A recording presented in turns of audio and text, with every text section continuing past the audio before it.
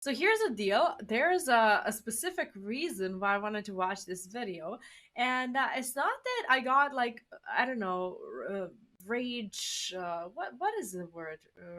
Rage baited or whatever to click on it, but the initial, I guess, statement is something that I don't necessarily disagree with, but I think there's more to it than that. When people say that the games these days are dying, I don't think that people necessarily see the bigger picture of this. When you think about it from like a very objective point of view, we had like COVID and all these things going on that have kind of hindered the development of games recently, and now that we're kind of, I want to say, out of pandemic, but I also had COVID like not more than a month ago, so jokes on me.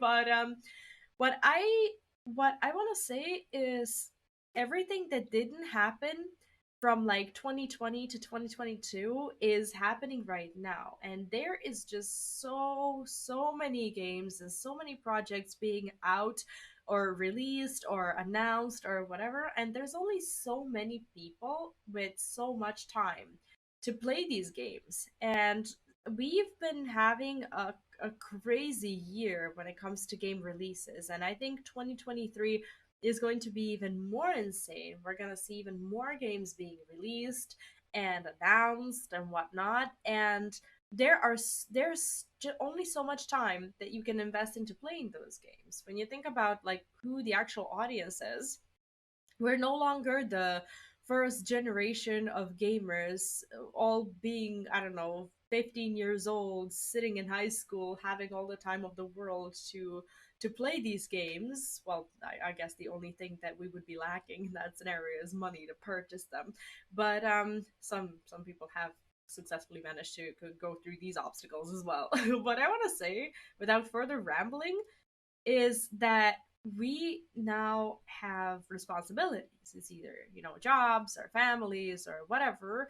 And I'm gonna go ahead and say that most of these big games and big releases don't target children. They target adult people, with their own, income, with abilities to go through these games that, I don't know, an 11 or a 12-year old might not have, or whatever. Like, I'm not judging. Of course, there are some really good kids out there who do play all these games. But what I'm saying is that I don't think that 10, 11-year olds and whatnot are the primary targets of the games that we're talking about, of the games that my audience enjoys. Like, I don't know, let's say Elden Ring, let's say Dark Souls, let's say Final Fantasy VII Remake, or I don't know, Final Fantasy 14, whatever it is. I don't think that young children with a lot of time are necessarily the target group. So you have this group of adult people mostly who play games with only a limited amount of time. And I feel like a lot of people are there for the release and then play the game up to a certain point. And then they realize that there's either a new game coming out that they also want to start, so they don't finish the previous game, but they move on to the next one, like, I don't know, 75% in the last game. I'm not talking about MMOs. I'm talking about like the games that you can actually realistically complete. So they go from, I don't know, anywhere from like, let's say 60% to 80% completion in the previous game, and then they just drop it. They drop it, mostly, unless it's like a really good game that they really want to complete and whatnot, because there's a new release and a new game that they've pre-ordered that they want to be a part of, that they, I don't know, want to experience. And then they wait for these small pockets of time when nothing that they're interested in is being released, and then they go back and finish those titles. For some of you, this may sound like it's not true, because some of you just complete the game once you get it and you're done with it. But a lot of people I know are like this, and they only come back after the initial hype for the game has passed or whatever. But nevertheless, I do wanna hear what he has to say about this. If you've been paying attention over the past couple of years to the world of video game reporting, you may have noticed a trend concerning the health of recent releases. Let me show you what I'm talking about. Halo Infinite Steam player count falls below Halo Master Chief Collection. Apex Legends revenue figures reveal massive drop in popularity. Star Wars Battlefront player count is poor, dominated by Fallout 4. New World has lost almost 90% of its players since launch. Okay, there are these specific cases when a game for some reason just sucks, and there's a problem that you encounter either in the late game or close to late game or whatever, that just stops you from fully enjoying end game or from completing game or whatever. I understand that this video is also going to be focusing on the games that are not just completable, the games that you will log into, play PvP or mmorpgs where you don't realistically, complete the game. Need I go But on? Yeah?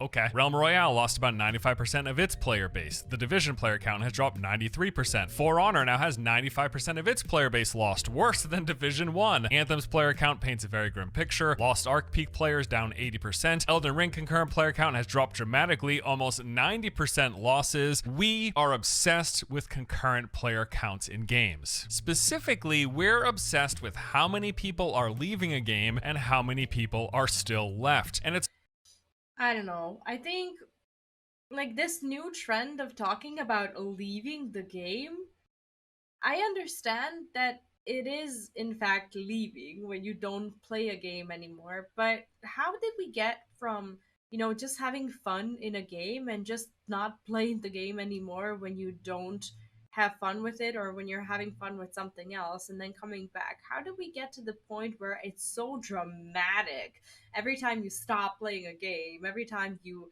I don't know, every time you decide to do something else? Like, when did all of this turn into more like a relationship than an actual consumption of a product that you just don't want to do at the time? Imagine, I don't know, imagine eating broccoli for like 3 days in a row and then deciding to eat corn on the fourth day, and that for that to be perceived as like they've left broccoli. Like, it's a stupid example, but at the same time, like, I think I understand why game developers and investors will make a big deal out of this, but I don't understand why everyone else is making a big deal out of this.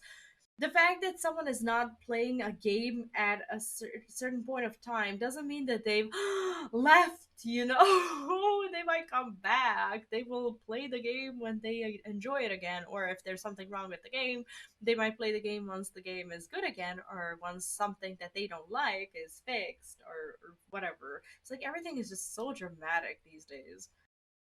games journalists and YouTubers looking to clickbait, although there is plenty of that for sure. But also, just go to the forums or Reddit page of any game released in the past few years, do a quick search, and you are guaranteed to find plenty of threads talking about the number of people leaving the game and raising the question, is this game dead? And if you were to base your opinion on these discussions, these articles, and these YouTube videos, the answer would always be yes. The game is dead.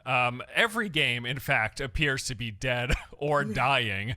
So, like, okay. I mean, it's like a guaranteed click.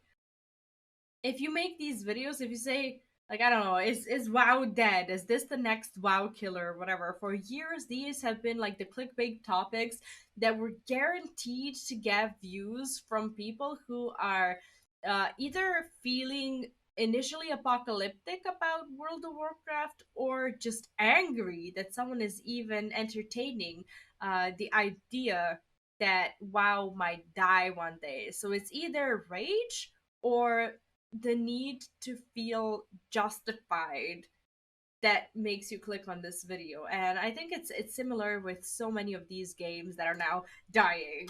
What's going on here? Because that doesn't make a lot of sense, right? Well, I think there's a lot of different elements that go into this fixation on player count, but also many reasons why we continue to see example after example of new game comes out, is popular for a time, but then loses 70, 80, 90% of its players shortly thereafter. So As someone who recently started uploading like playthroughs on my other channel.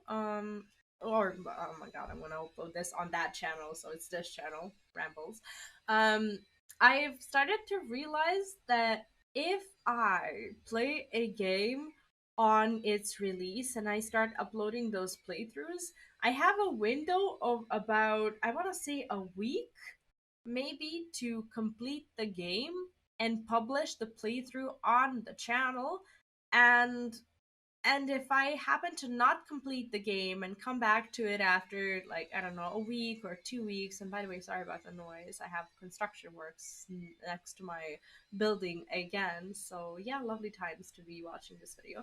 But if what was I gonna say? Oh yeah, if I come back to the game and I've missed that train hype or whatever, even when I have the video that's called like the finale of the story or whatever, the video is not going to be nearly as popular as someone watching the first hour or 2 hours or 3 hours of the playthrough, up until the point where the game is like, okay, you know, the hype is gone and past, and I'm getting people who watch playthroughs because they actually want to watch that game's playthrough and not because the game is hype. So the hype doesn't just translate to people playing the game and then abruptly leaving. It also affects the content creators. It's similar to something that happened to Stray. Like Stray, I think is still a massively popular game. But what was funny to me is after like a week or a week and a half or so upon the initial release, when most people have already played through the game, some forum threads and Reddit posts have started appearing with people asking if Stray is dead because no one is streaming or playing the game anymore. Well, first of all, it's a game that you play and you finish. And second of all, there's never going to be the case, probably, where no one is playing or streaming that game. And it's just like, it makes me feel like people um really want to spread this apocalyptic mindset about games. Some of the reasons are simple, like, people just stop playing games, but some of them are a little more complex. And one assumption that I just want to clear up immediately is this idea that player count decline is a direct indication of a bad game. Just no. No. No, it's not. It No. can be the consequence of a bad game if you release something that people are at first excited for, and then they jump in and realize it's not so great. Yeah. No, it all depends on the circumstances. It's like the direct difference between Elden Ring and New World. And Elden Ring is just a good game. And people, I don't know, when they finish the story or complete, if they don't want to engage with the game any further, they've completed the game and they stop playing. But like New World is a whole nother story that we all know. And it's just a whole different circumstance. Yes, they will leave, and that is some of what is taking place here. But also, it doesn't matter if a game is total trash or if it's fantastic. Nearly every game, actually, will have a rather dramatic decline in player count eventually. There are, of course, some exceptions. Games that come up and post-launch will steadily grow. Fortnite was one such a case. When Epic released the Battle Royale spin-off of their PvE Horde mode game in July 2017, not a lot of people were playing at first, but then in the following months it saw massive growth, becoming, at least for a time, one of the biggest games in the world. But these are outliers, and not every game can have Fortnite or Minecraft or vanilla World of Warcraft levels of post-launch growth. And even those that do inevitably see a decline as well. The record for largest peak player count ever recorded on Steam goes to PUBG. The game launched in March 2017, and then later that year in December reached a staggering peak of 3,236,000 concurrent players. Jeez. Now today, it is down nearly 90%. Pathetic, right? Well, no, not actually, because that still puts them at an average daily peak at roughly 350,000 concurrent players, which most days has PUBG still in the top 5 most played games on all of Steam. So I think it's important to realize that a lot of people do the same thing that I also do with my games. Every time there's a new game, if I'm currently not playing another game and I'm not invested in it and trying to complete it, there's a decision to be made for me as both a player and a content creator. If I am to engage with the game, I will play it straight away, and I won't necessarily put it into my backlog, and I will complete it ASAP, like I do with the titles that I'm really excited about.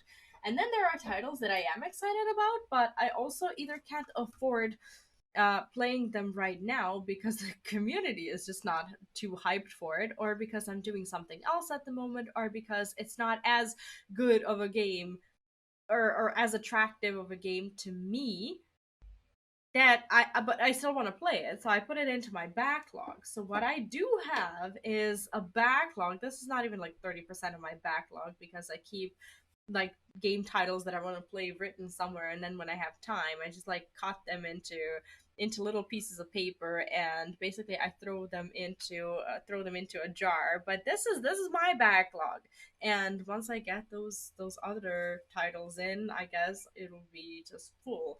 But yeah, these are the games that I really want to play, that are either new but not as attractive to me, or they're old and I haven't gotten to play them yet. So whenever I have the time, I just draw a game randomly out of my backlog. And maybe that's not something that people do. Maybe there's an actual like a priority list with most people, but with every game and every release, I make this kind of decision, and ultimately it's been working out for me. But I don't know, like how do you solve your backlog and like the games that you I don't know, want to play but don't have the time or whatever? Let me know in the comments. So percentages can be deceiving. Like, yes, it has dropped 90%, but 90% of the highest recorded player count on the platform ever is still a very large number. And while we don't have Steam player count numbers for every game, we can use Google Trends as a barometer. As imperfect as this may be, it does give us a general sense of things. For example, take a look at Minecraft, which to date is the highest selling video game in the world ever. It peaked in popularity in July 2013, which was about 2 years after release. It then progressively dropped down to an 80% decline, which occurred in October 2018. And although it has started trending up since then, it is still at the moment a mere 50% what it was at its peak. We know from back when Blizzard published subscriber counts for World of Warcraft that game peaked at the end of Wrath of the Lich King in 2010. That was a solid 6 years of growth, which is very impressive, but ever since then, it has been a downward. I feel like if World of Warcraft got published today,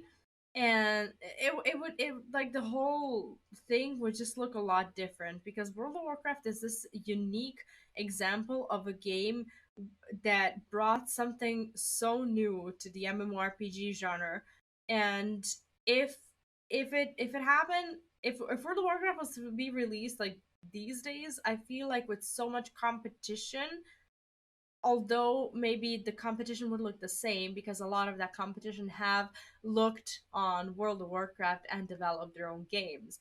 But I think that they would still not have as much of a growth, and that growth wouldn't be, I don't know, 6 years long or whatever. It would be just one of the many games that got released. World of Warcraft got released when there was not a lot of other options, and I think that's what's kept it afloat, apart from, being a decent game during vanilla slide. So as you can see, even with amazing games, even with some of the biggest, most popular titles in the world, they all follow the same trend of losing massive amounts of players over time. We just have example after example after example. In fact, I think a perfect recent showcase of this would be Elden Ring. While some people may argue otherwise, this is clearly a great game. It is no doubt going to make its way onto most top 10 lists this year, and it's also bound to rake in many Game of the Year awards as well. This should be one of those titles that we can all point to as one of the better games to come out in 2022. Nevertheless, there are currently a bunch of articles and YouTube videos pointing out the fact that the game has lost a significant number of players, which is an accurate observation. Elden Ring peaked at about 953,000 concurrent players on March 3rd, a week after it launched, and then a month later that dropped down to 450,000 peak, and as of today, it sits around 50,000 peak concurrent players, which is roughly a 95% decrease. Dead game, right? right? No, no, not a dead game. It's just a game that a lot of people played and then finished, whether or not they completed the game or not. They played through it, they had their experience, and then they put it down, they moved on, as is the natural progression for most games. On the flip side, of course, though, we've got plenty of examples of bad games that see a decline in player count. But that's just my point. Great game or bad game, most games will see a decline. It's really just a matter of when. And for bad games, that decline is likely to happen a whole lot sooner. Okay, so now that we've established that this is going to happen no matter what, great games, crappy games, a decline is going to happen, what's with the fixation? Why do we keep talking about these massive percentage drops? Why is it always brought up? Why is it used to reference and call games dead games? Because people on YouTube benefit from it. Games. Let me touch on this. There was recently an article posted on PC Gamer titled "Fixating on Player Counts and Dead Games is Making Gaming Worse." The main takeaway from this was pretty much that we care way too much about player counts, and we should instead just enjoy and play the games that we find fun, regardless of how many other people are playing. And Exactly. I agree to an extent. Like, I agree that it shouldn't matter if there are 20,000 or 20 concurrent. It matters for the games where you actually need other people. Every single PvP game or even a PvE mode where you have to do co-op, like in mmorpgs or whatever, like of course it's gonna matter that the player count has dropped because your queues are gonna be slower and your experience might be worse. It does matter to an extent, but if you are not in a situation where you are queuing and looking for, teammates or opponents or whatever, it shouldn't matter all that much to you. If you're not even involved with it, why would you make YouTube videos about it? If you're not even a part of that experience, why should it matter to you personally that the game, I don't know, has lost a portion of their players? Particular game. If I am having a good time while I'm playing, that is what counts, right? Yes, of course. Back in the day when I went to my local Blockbuster to rent a copy of Metal Gear Solid, like a full 2 years after this released, I had no idea or care for how many other people were playing simultaneously. And had today's trend of reporting on percent player count drops been a thing back then, almost certainly I would have seen headlines in a magazine like Metal Gear Solid, massive flop, 99% player count decline. And had I let that influence me and not rented the game, I would have missed out on one of the best gaming experiences of my life. Similarly, today, had I seen a 90% player count. Oh gosh, like we want to believe that this doesn't influence us, but it does. Like every time I hear about a new game, I do go on, I don't know, Steam or Epic Games or whatever, and I do get somewhat influenced. Like I already have, like I showed it to you. I already have a huge backlog of games that I want to approach, and like I have this curse of like looking at the number of reviews, and if I see, I don't know, both recent reviews and overall reviews being like mixed, like if it's brown, I'm already like, like I look at the trailer and in my eyes, like I'm already like scouring and like looking for things that might be wrong with the game. And then even if I like the trailer or like, I don't know, the description or whatever, then I decide whether or not I care about the spoilers, and then I go into the ratings and comments and whatnot. And it does influence me somewhat. I guess it's just the nature of what I do, where I really don't want to be playing the game that, I don't know, isn't enjoyable to watch as well. But at the same time, sometimes when I do decide to play a game that has bad reviews, I often will just not play it on stream, and I will try to play it off stream to see if it's really a bad experience and why people are reviewing the way they're reviewing it. And I guess a lot of people are unfortunately influenced by media the same. Sometimes it's a good thing. Sometimes you can just, I don't know, like with Diablo Immortal or whatever, like even people who didn't level their characters all the way, they gained access to the information that they needed to realize that that is not the game for them, because they heard from the people on, like, who have reached the end game, that it's a pay to win, that it's a grind, that it's this or that. Sometimes this information is useful, but sometimes it just like it just influences you and doesn't let you form your own opinion, unfortunately. Decline in Elden Ring as a sign that people didn't like the game and not played it, I would have been doing myself a massive disservice. So I agree that we shouldn't let player count declines necessarily determine if we are interested and wanting to play a game. That should not be a primary factor. However, while I agree with that, there is a big distinction to be made between that kind of game and these online only or games as a service titles, because player counts and growth or decline tend to tell a bit of a different story and have different implications here, ones that are becoming ever more relevant for gamers as the years go on. Today's gaming landscape is very different from back when I went to Blockbuster to rent Metal Gear Solid. In 2022, a large proportion of all of the new games coming out each and every year fall into the live service, games as a service, always online category. Games that require a constant internet connection and further support from the developer to get all of their content and to even continue existing. They tend to follow a similar formula. They will launch with a base and promise continual support and additions over time. The game comes out, it is more or less incomplete with the promise of completion coming later on. There will be a roadmap, And then you find out that you have to pay like additional $40 for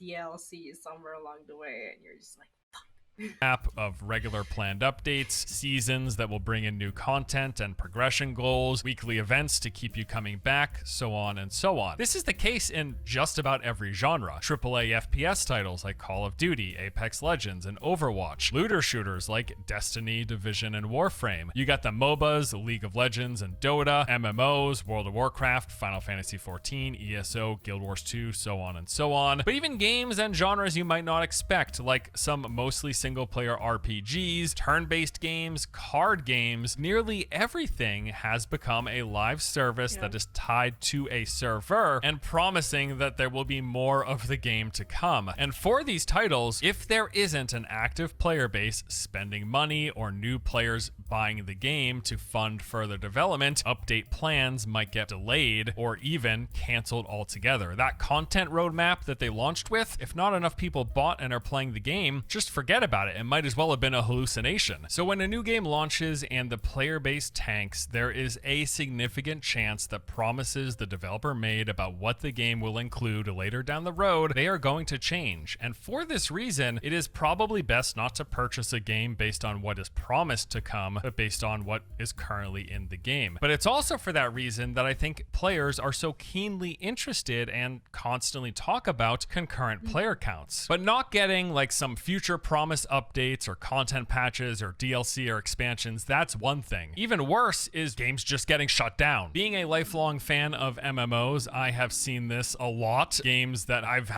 like sometimes things can just be, I don't know, misleading. Let's take World of Warcraft, let's take Battle for Azeroth as an example. Battle for Azeroth was an expansion that was initially launched with this premise of I don't want to say a PvP experience, but it was like an alliance versus horde thing. We like when the whole thing started and when it flopped, like we could not even foresee or predict that the expansion will end with this experience of like old gods and Nazoth and whatnot happening at the end of Battle for Azeroth, because it just felt like it had nothing to do with the game that was initially launched. And I know that people who play MMORPGs that might not necessarily see these things in the same way with the content patches. They're like allowed to be different, but it's the same thing. Like if you buy the game that has the promise of like DLCs or whatever, you largely expect it to be like around in the same, I don't know, you want it to be the same theme. had an absolute blast playing over the years, like WildStar, Warhammer Online, Firefall, EverQuest Next Landmark. All of these and many more are dead, but not like LOL, the player base is dropping, haha, dead game, rip XD. No, like literally dead, as in they don't exist anymore. In most cases, of course, this happened because the game didn't have a large or active enough player base to fund and sustain the game's development. And yeah, this has been occurring in the MMO space for a long time. We are used to it. But recently, in the past few years, it has started to creep into other more mainstream parts of gaming as these always online titles in other genres have reached the end of their financially viable to keep afloat cycle. Just last month, Ubisoft announced plans to shut down online services for 15 of their games. These include 5 Assassin's Creed titles, Far Cry 3, Splinter Cell Blacklist, Prince of Persia, The Forgotten Sands, and a handful of others. And we've seen some other very high-profile examples of games from big studios shutting down in recent years. Epic shut down Paragon in 2018. 2K shut down Evolve in 2018. 2K also shut down Battleborn in 2021. We saw Ubisoft shut down Hyperscape in 2022. There's also a long list of games that, while technically not shut down, might as well be. Valve's Artifact is a great example of this. I mean, it is as good as dead. And that's just covering some of the AAA examples from these I honestly don't even understand how that game is still alive. massively successful developers and publishers that everyone knows about. The list of AA and indie and early access games that have just vanished from existence over these past 5 or so years, it is very large and it is ever growing. So when a game comes out and we see an immediate decline in players, I think that is a genuine cause of concern for people. Is the game gonna not get the support that they're saying it's going to get? Or worse yet, is the game going to shut down? People are worried about this, and rightfully so. And along these same lines, when it comes to player count, it has something to say about the health of a game. Just like review scores and user scores, player count is another metric that people are using to help determine, is this game good and is it worth checking out? As we've covered, it is of course natural for people to stop playing every game eventually, but especially for games that are designed to be played over longer periods of time. And Like, that's why you have studios developing multiple games. Like, unless you're like an indie developer with only one game in your library, in your backlog, without a clear idea of what you're gonna do next, I do believe that most developers will not cling on to this one project hoping that it's going to live forever. to be logged into every day, like the developer, the publisher, they are designing these games for people to come back day in and day out. How much and how quickly a player base drops in these titles is noteworthy and a clear indicator of an issue for potential players. If a new MMO launches and loses 90% of its player base in a single month, that tells a story. It could be that the game is having a lot of server issues, people can't log in, so they stop trying. It could be that the game is full of bugs, glitchy, laggy, or it could be that it's simply not fun to play, and after giving it a shot, people quit sooner than later. Or let's say we've got a game that comes out, numbers are strong, they grow even initially in the first. I feel like if you're not a content creator, it's so much easier to just quit a game. You don't have this like social responsibility of continuing to play the game because you made this, well, it's not a promise. You can't ever promise that you're gonna do a full playthrough or whatever if you're not enjoying the experience. But if people have at least somewhat enjoyed your content at the beginning of the game, but you haven't been fully enjoying it, and sometimes that is even the case, even when the streamer is not fully enjoying it, sometimes people will just like people seeing, like, they will like seeing other people play that game. And sometimes it's just hard to say, okay, this is where I'll stop. I will not be finishing this game. And if you're trying to build yourself like a library of like playthroughs, videos, and whatnot, sometimes it's just a really disappointing feeling as a content creator to be like, okay, this game is either not fun or, I don't know, too easy or too difficult or just not engaging or bad or whatever, and I'm not going to continue playing it. So your previous content just kind of hangs out there, not finished, and that kind of feels bad.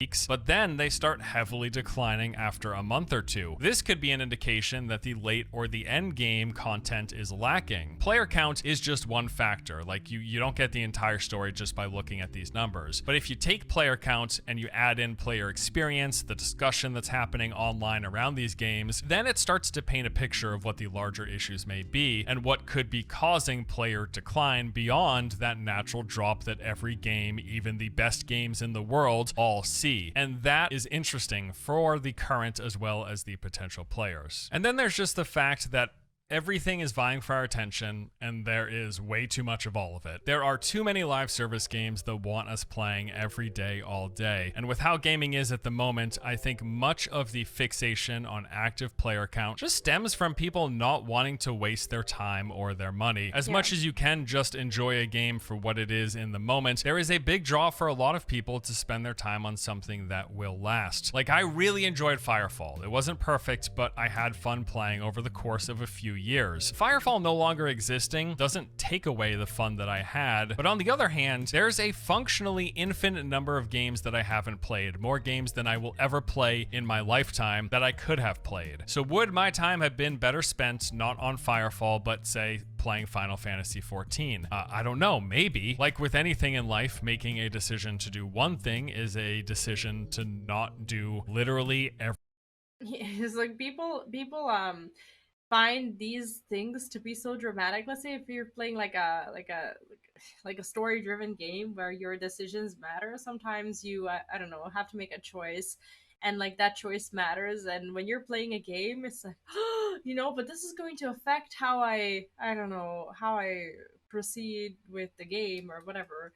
But then people forget that we do that thing every single day in our real lives. We make decisions that stop us from doing some other stuff, and it's just a weird thing to me how people get shocked by having to do that in game, yet they do it like in real life every single time. Everything else. So choosing to spend time playing one game means not spending that time playing any of the other games. That is just a fact of being alive and having to make choices, and I think with that there is a natural fear people have to not want to spend their time doing something that they feel in the end was a waste. Although I don't believe that experiencing a game that gets shut down or loses further development and functionally becomes abandoned, I don't believe it becomes a waste if it's no longer playable, but I do understand the aversion. And like I said, there is a long list of factors that go into this fixation that we have with concurrent player counts and whether or not a game is dead or dying. And I imagine what we've touched on here is just one facet of the entire picture. And as more time passes and more great games release, all in competition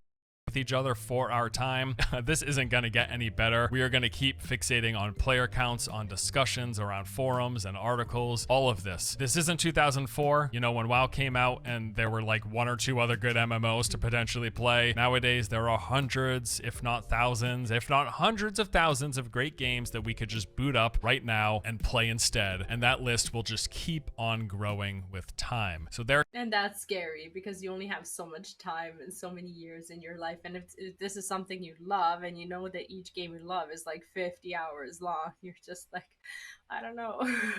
It's just a depressing thought. Tough decisions to be made, and looking at reviews and everything around games, and yes, looking at active player counts and noting their decline and how quick that decline happens. This is all factored into the decisions that we're making on what games to play and what games to spend our time on. And there you go. That is going to do it for this video. This was fun, a little bit different than my usual fare, but nevertheless, I had a good time. I hope you enjoyed it. It's kind of fun diving into a topic like this. Thank you guys so much, as always, for watching. Hope you enjoy the content. I'll see you in the next one, all right? This was a very, very good video. Very good discussion with very good insight. I actually only recently subscribed to Force Gaming, and if you haven't subscribed yet, I highly encourage you to do so. I'm going to keep exploring his channel because he seems to have a lot of good takes that I'm interested in.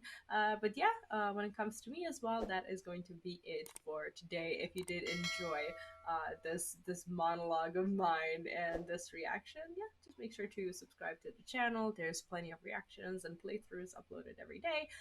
So yeah, that's it. Thank you for watching, and I'll see you next time.